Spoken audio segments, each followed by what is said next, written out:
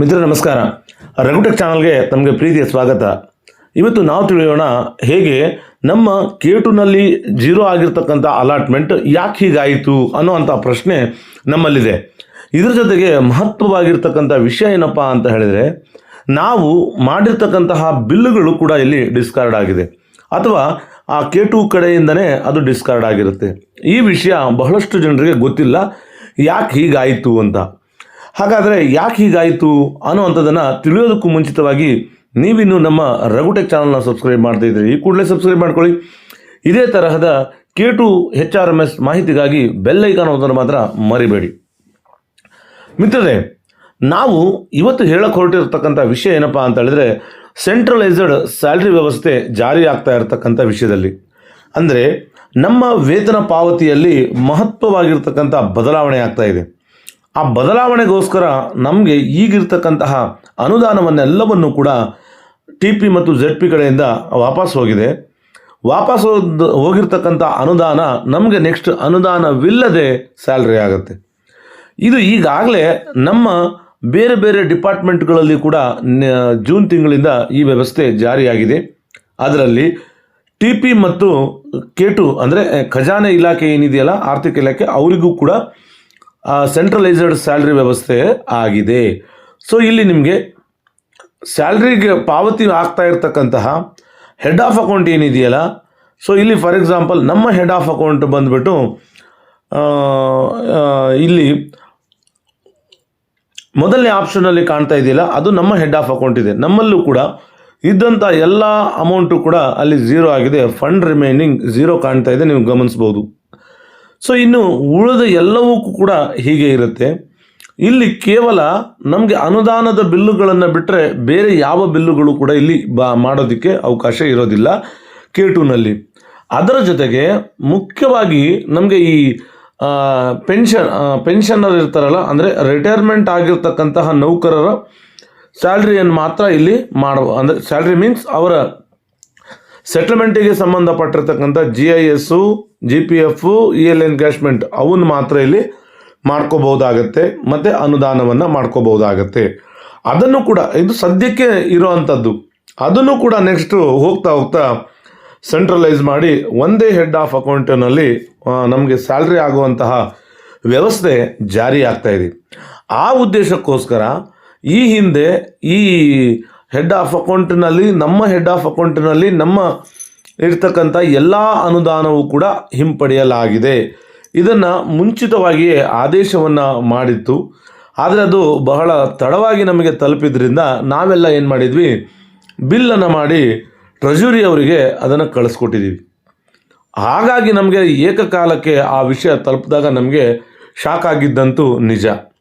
ಅದರ ಜೊತೆಗೆ ನಮ್ಮ ಅಲಾಟ್ಮೆಂಟಲ್ಲೂ ಕೂಡ 0 ಆಗಿದೆ ಈ ಉದ್ದೇಶಕ್ಕೋಸ್ಕರವೇ.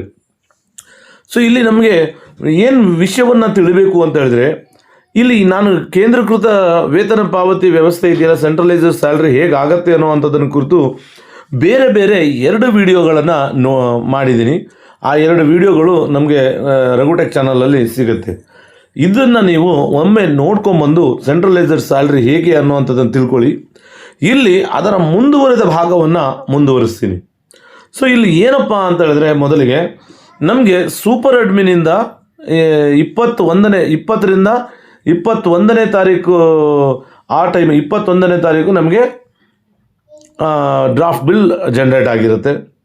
ಜನ್ರೇಟ್ ಆಗಿರ್ತಕ್ಕಂಥ ಡ್ರಾಫ್ಟ್ ಬಿಲ್ಲನ್ನು ನಾವು 21ನೇ ತಾರೀಕಿಂದ 24ನೇ ತಾರೀಕಿನವರೆಗೂ ಕೂಡ ಅದನ್ನು ನಾವೇನು ಮಾಡ್ಬೋದು, ನಮಗೆ ಏನಾದರೂ ಮಾರ್ಪಡಿಸುವಂಥದ್ದಿದ್ದರೆ ಅಥವಾ ತಿದ್ದುಪಡಿ ಇದ್ದರೆ ಅಥವಾ ಅರ್ನಿಂಗ್ಸ್ ಆ್ಯಂಡ್ ಡಿಡಕ್ಷನ್ನಲ್ಲಿ ಏನಾದರೂ ವ್ಯತ್ಯಾಸಗಳಿದ್ದರೆ ಸರಿಪಡಿಸ್ಕೊಳ್ಳೋದಕ್ಕೆ ಅವಕಾಶ ಇರುತ್ತೆ.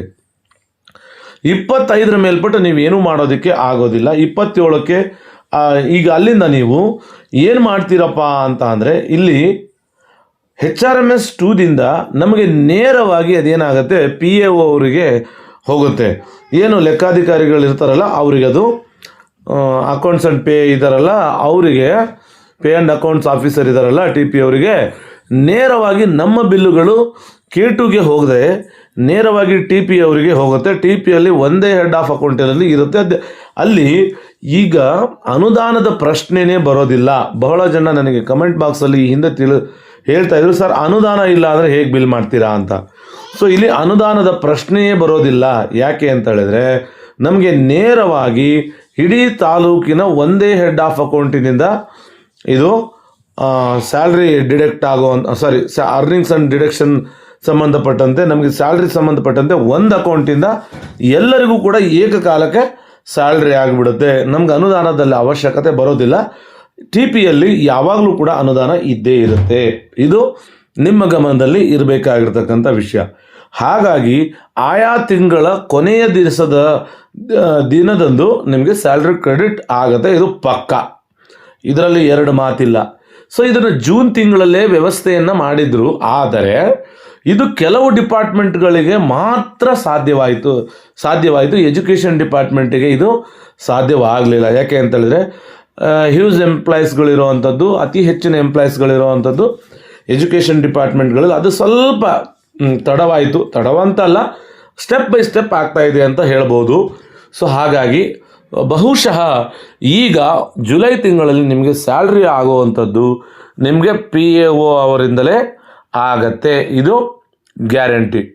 ಹಾಗಾಗಿ ನೀವು HRMS 2ನಲ್ಲಿ ಸ್ಯಾಲ್ರಿಯನ್ನು ಮಾಡುವಾಗ ಅಥವಾ ನಿಮ್ಮದು ಡ್ರಾಫ್ಟ್ ಬಿಲ್ಲನ್ನು ಮೂವ್ ಮಾಡುವಾಗ ಅಥವಾ ಸರಿಪಡಿಸುವಾಗ ನೀವೇನು ಮಾಡಬೇಕು ಅಂತ ಹೇಳಿದರೆ, ಬಹಳ ಎಚ್ಚರದಿಂದ ಆಯಾ ಸಮಯದಲ್ಲಿ ನೀಡಿರ್ತಕ್ಕಂತಹ ನಿಗದಿತ ಸಮಯದ ಒಳಗಡೆನೆ ನಿಮ್ಮ ಸ್ಯಾಲ್ರಿನಲ್ಲಿ ಮಾರ್ಪಡಿಸುವಿಕೆ ಏನಾದರೂ ಇದ್ದರೆ ಅದನ್ನು ಮಾಡ್ಕೊಳ್ಬೇಕಾಗತ್ತೆ. ಇಲ್ಲದಿದ್ದರೆ ಹಿಂದಿನ ತಿಂಗಳು ನಿಮ್ಮ ಏನು ಕಟಾವು ಮತ್ತು ಅರ್ನಿಂಗ್ಸ್ ಆ್ಯಂಡ್ ಡಿಡಕ್ಷನ್ ಏನಿತ್ತಲ್ಲ, ಸೊ ಅದು ಹಾಗೇ ಮುಂದುವರಿಯುತ್ತೆ. ನೀವು ಮಾಡದೆ ಹೋದ್ರೂ ಸ್ಯಾಲ್ರಿ ಆಗತ್ತೆ. ಸೊ ಇದು ನಿಮ್ಮ ಗಮನದಲ್ಲಿ ಇರಲಿ. ನಾವು ಅದಕ್ಕೋಸ್ಕರ ಯಾವುದಾದ್ರೂ ಕಟಾವುಗಳು ನಿಲ್ಲದೆ ಹೋಗಿದ್ದರೆ ಅದನ್ನು ಸರಿಪಡಿಸ್ಕೊಳ್ಳಿ. ಅಥವಾ LICದು ಏನಾದರೂ ಇದ್ದರೆ ಮುಂಚೆ ನೀವೇನು ಮಾಡಿ, ಅದಕ್ಕೆ ಎಂಡ್ ಡೇಟ್, ಮೆಚುರಿಟಿ ಡೇಟ್ ಏನಿದೆಯಲ್ಲ ಅದನ್ನು ಮುಂಚೆ ಕೊಡಿ. KZDದೇನೋ ಹಾಗೆ ಆಟೋಮೆಟಿಕ್ಕಾಗಿ ಕಟ್ ಆಗುತ್ತೆ, GPF ಆಟೋಮೆಟಿಕ್ಕಾಗಿ ಹಾಗೆ ಸ್ಟಾಪ್ ಆಗುತ್ತೆ. ಅಂಥವು ಯಾವುದಾದ್ರೂ ಇದ್ದರೆ ಅಥವಾ